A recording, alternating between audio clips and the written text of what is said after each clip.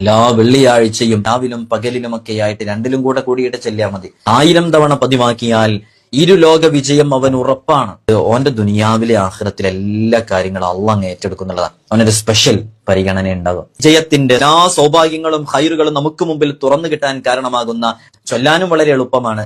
മഹാനരായ സയ്യിദ് അഹമ്മദ് സൈനി ദഹ്ലാൻ എന്നവരൊക്കെ പറയുന്നത് ഈ സ്വലാത്ത് ഏറ്റവും ശ്രേഷ്ഠമായ സ്വലാത്ത് എന്ന് പറഞ്ഞ് പരിചയപ്പെടുത്തിയതാണ്.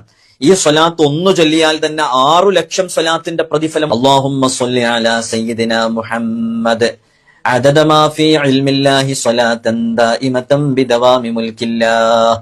സ്വലാത്ത് ചൊല്ലുമ്പോൾ ഏറ്റവും ചുരുങ്ങിയത് 300 ചൊല്ലിയാൽ സ്വലാത്ത് വർദ്ധിപ്പിച്ചതിന്റെ പരിധിയിൽ നമ്മളൊക്കെ പെടും. നിന്റെ ദുനിയാവിലെയും ആഖിറത്തിലെയും സകല പ്രശ്നങ്ങൾക്കും പരിഹാരമാണ് ഹബീബായ സല്ലല്ലാഹു അലൈഹി വസല്ലമ തങ്ങളുടെ മേലിലുള്ള സ്വലാത്ത്. ഉബയ്യ് ഇബ്നു കഅബ് റളിയല്ലാഹു അൻഹുവിനോട് മുത്തനബി സല്ലല്ലാഹു അലൈഹി വസല്ലമ തങ്ങൾ പറഞ്ഞു തന്നെ, സ്വലാത്ത് കൊണ്ട് തീരാത്ത കടങ്ങളില്ല, സ്വലാത്ത് കൊണ്ട് മാറാത്ത രോഗങ്ങളില്ല.